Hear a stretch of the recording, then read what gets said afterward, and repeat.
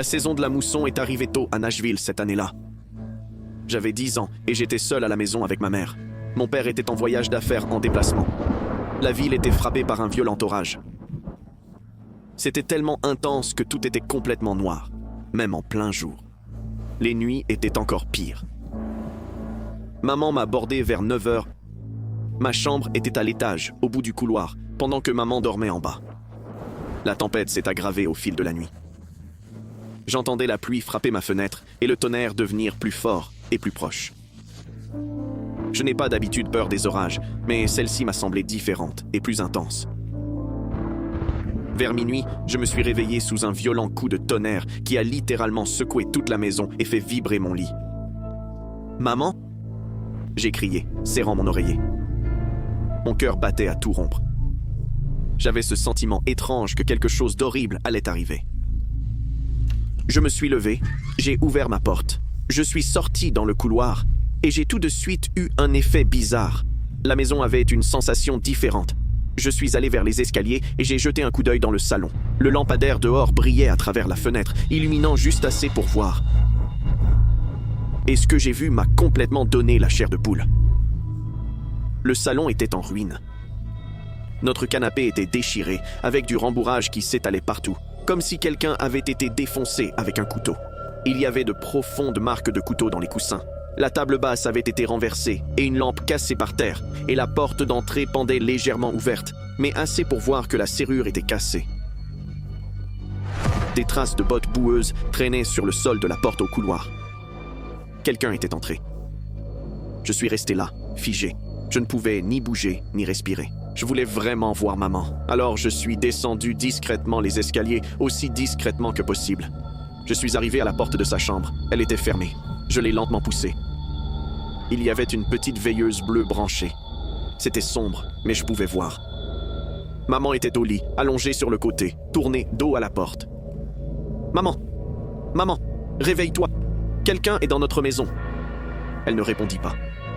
J'ai fait un pas de plus. « Maman, s'il te plaît, réveille-toi! » Je suis allé autour du lit pour voir son visage. C'est là que j'ai vu quelque chose dans un coin de la pièce. On aurait dit qu'un gars était accroupi juste à côté du lit, comme s'il s'y était caché tout le temps. Dès que je l'ai vu, il s'est lentement levé et s'est déplié hors de l'obscurité. Il était grand et mince, et il me fixait. Ma respiration s'accéléra et mon cœur battait la chamade. Mon cerveau était devenu engourdi et je ne savais pas quoi faire. J'attendais qu'il vienne crier sur moi ou ma mère pour qu'on se lève, mais aucun des deux n'a fait de geste. Soudain, un bruit humide et étouffant résonna dans le silence. J'ai sursauté et je me suis retourné vers ma mère. Son corps tressaillit un peu alors que du sang bouillonnait de sa bouche. « Maman !» j'ai crié. J'ai couru vers l'interrupteur et l'ai allumé brusquement. La pièce a explosé en lumière vive et j'ai tout vu. Un couteau était enfoncé profondément dans son ventre. Sa chemise était trempée de sang. Ses yeux étaient ouverts, mais vides, fixant le vide. Ce bruit d'étouffement avait été son dernier souffle. Je regardais de nouveau vers le coin. L'homme était toujours là, à le fixer. Avant même qu'il ne puisse faire un pas en avant, j'ai hurlé et j'ai filé hors de la pièce pour sortir par la porte d'entrée dans la rue, en hurlant à l'aide. Un voisin m'a entendu et a appelé le 911. Je ne me souviens pas de grand-chose après ça. Tout devint noir. Je me suis réveillé dans un lit d'hôpital. Il y avait des policiers dans ma chambre qui me posaient des questions. Que s'est-il passé? Qu'est-ce que j'ai vu? Je leur ai tout raconté de ce dont je me souvenais. Ils ont tout noté et m'ont demandé de décrire cet homme. J'ai essayé, mais je ne me souvenais plus de son visage, sauf qu'il était grand et mince, qu'il avait ses mains osseuses et qu'il me regardait sans rien dire. La police m'a dit qu'ils avaient fouillé la maison, mais ne l'avaient pas trouvé. Il était parti par la porte arrière. Ils ont trouvé d'autres empreintes boueuses menant au jardin. Ils fouillaient la zone et le cherchaient, mais ils ne l'ont jamais trouvé ni attrapé. Il disparut simplement dans la nuit, comme s'il n'avait jamais été là. Mais ma mère était morte, donc je savais qu'il était réel et que ce n'était pas un cauchemar, même si je l'aurais souhaité. Mon père a déménagé de ville 1 mois après les funérailles. Il a engagé des gens qui partent pour ses voyages. Il ne me laisse presque jamais seul. Je ne peux plus dormir dans ma propre chambre et je dors avec papa, avec toutes les lumières allumées, parce que chaque fois que je ferme les yeux, je vois cet homme debout dans un coin et je le vois se déployer de l'obscurité. Je vois les yeux de ma mère fixer le vide et j'entends ce bruit d'étouffement. Je m'effondre tout le temps et je dis à mon père que j'aurais aimé que ce type me tue aussi. Il a dit que cet acte de miséricorde est la seule raison pour laquelle il est encore en vie.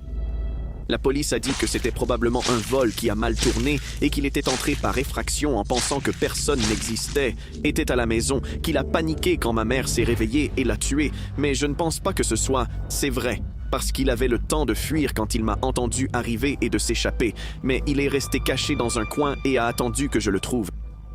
Qu'a-t-il accompli en détruisant notre monde entier?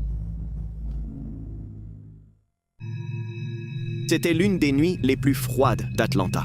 Je venais d'avoir 17 ans et j'avais l'impression de pouvoir conquérir le monde.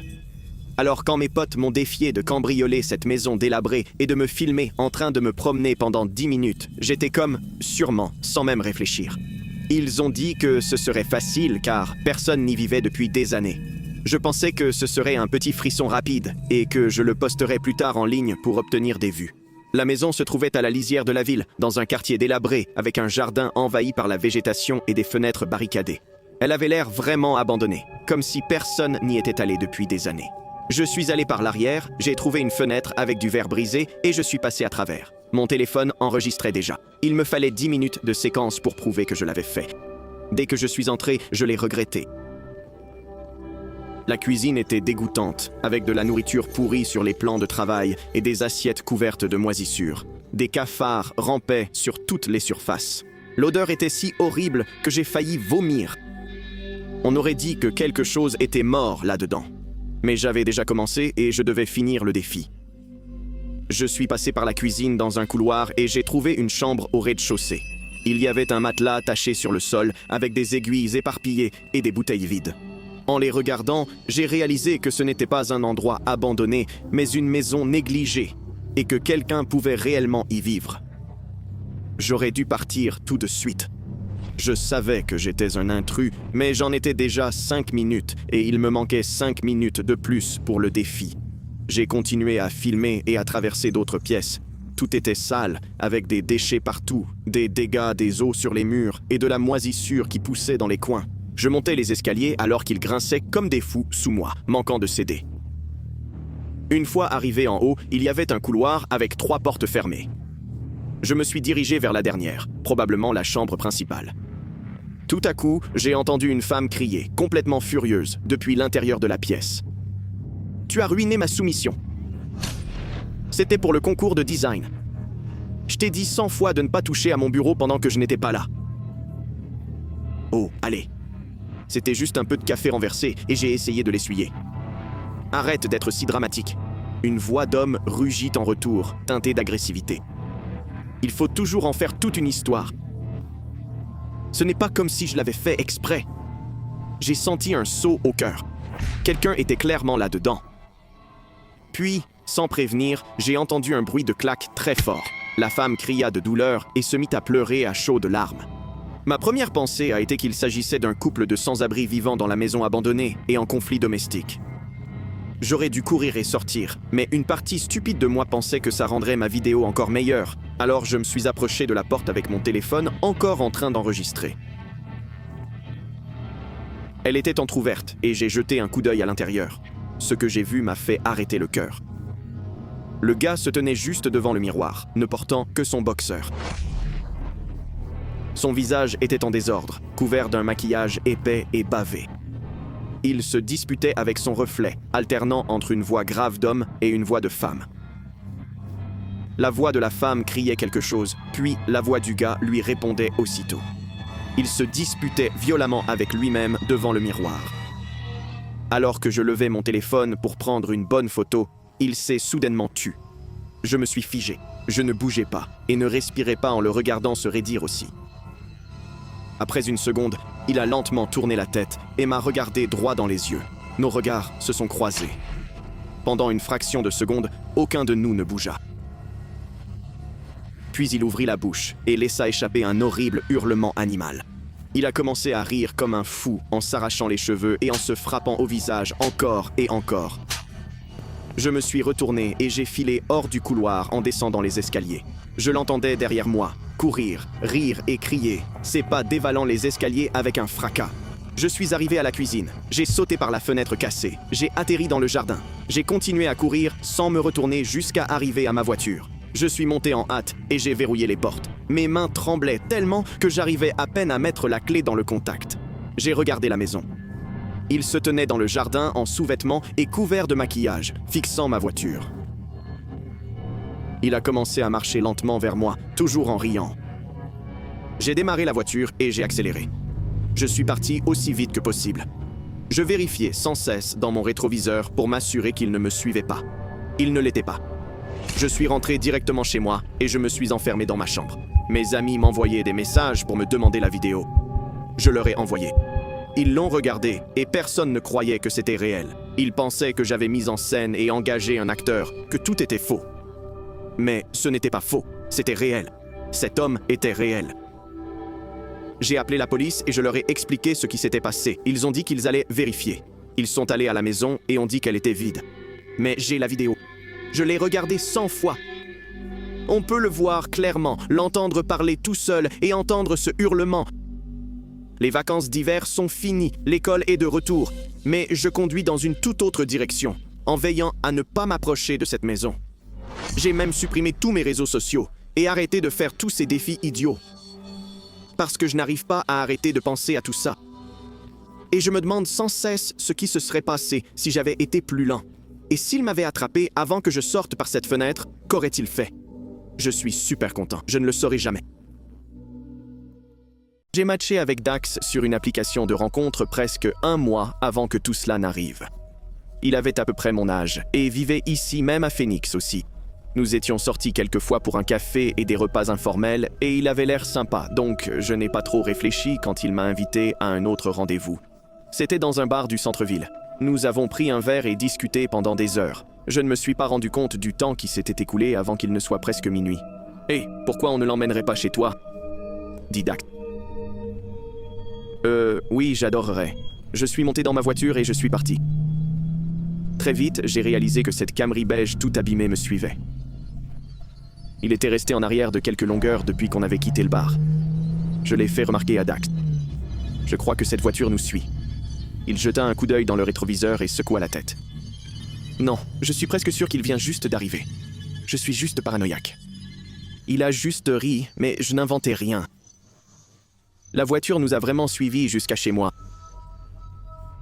Quand je suis arrivé dans mon allée, il a glissé si lentement que j'ai pu voir le conducteur. C'était une vieille dame aux cheveux gris qui nous fixait en passant. J'ai vraiment des frissons. Alors je suis sorti en trombe de la voiture et j'ai déverrouillé la porte d'entrée rapidement.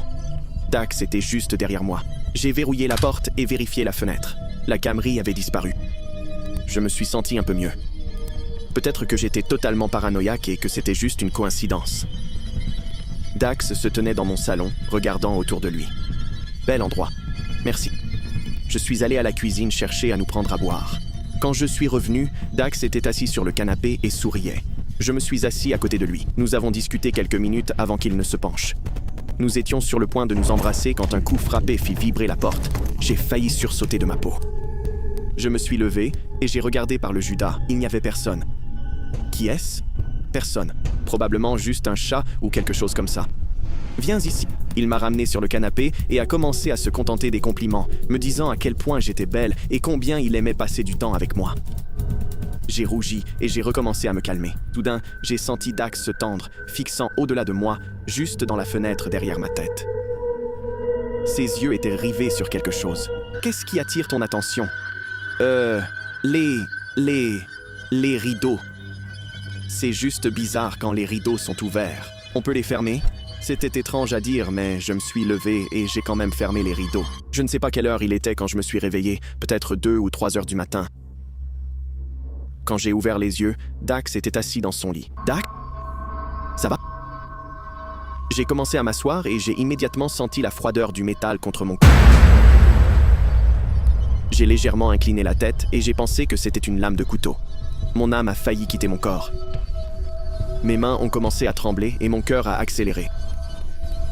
La vieille dame de la Camry était juste à côté de mon lit. Son visage était à peut-être à 1 centimètre du mien, les yeux injectés de sang et pleins de pure rage. Ses cheveux gris étaient en désordre total. Elle avait un couteau pressé contre ma gorge. Je t'apporterai plein de nouvelles poupées, mais tu n'as pas le droit d'avoir une petite amie humaine. C'était le marché. Comment oses-tu me tromper? Elle ne me parlait pas. Elle parlait à Dax. J'en ai fini avec les poupées, maman. Je veux une vraie fille. Je ne suis plus un enfant. Tu ne peux pas me contrôler. Le type étrange, c'était sa mère. Avant que je puisse comprendre, Dax se jeta sur elle et tenta de lui arracher le couteau des mains. Ils ont commencé à se battre, à se hurler dessus, à se jeter des objets au passage. Finalement, le couteau tomba au sol. Je n'ai pas attendu. J'ai sauté du lit et j'ai couru hors de ma chambre dans le couloir. Je suis arrivé dans la chambre d'amis et j'ai verrouillé la porte. Heureusement, j'avais attrapé mon téléphone et j'ai composé le 911. S'il vous plaît, aidez-moi. Il y a quelqu'un chez moi avec un couteau. Je les entendais se battre dehors, crier et casser des choses. Je me suis appuyé contre le mur et j'ai tremblé. L'opératrice est restée en ligne et a dit que la police arrivait. Quelques minutes plus tard, de faibles sirènes résonnaient au loin. Comme prévu, les cris cessèrent. J'ai attendu que Dax ou sa mère folle viennent frapper à la porte, mais rien ne s'est passé. Finalement, des voitures de police se sont arrêtées dehors. J'ai lentement déverrouillé la porte et vérifié les environs par la fissure avant de filer en bas des escaliers. 3 policiers fouillaient. Ils sont partis. La porte d'entrée était grande ouverte. Ils s'enfuiraient tous les deux. La police a fouillé la zone mais ne les a jamais retrouvés, ni la Camry. Le profil de rencontre de Dax a été supprimé et ses réseaux sociaux ont disparu. Il avait bloqué mon numéro. J'ai déménagé la semaine suivante. J'en ai vraiment fini avec les rencontres en ligne parce qu'à chaque fois que j'essaie, je me bloque sur à quel point Dax semblait complètement normal. Comme si je n'avais jamais réalisé qu'il jouait avec ma tête tout le temps. Il savait que sa mère était une folle tapie dans les buissons et il m'a fait fermer les stores. Et je me demande si je n'étais pas juste une fille de plus dans une longue lignée, une autre personne qui a failli devenir victime de la relation malsaine qu'ils avaient. Je suis juste reconnaissant d'être sorti vivant.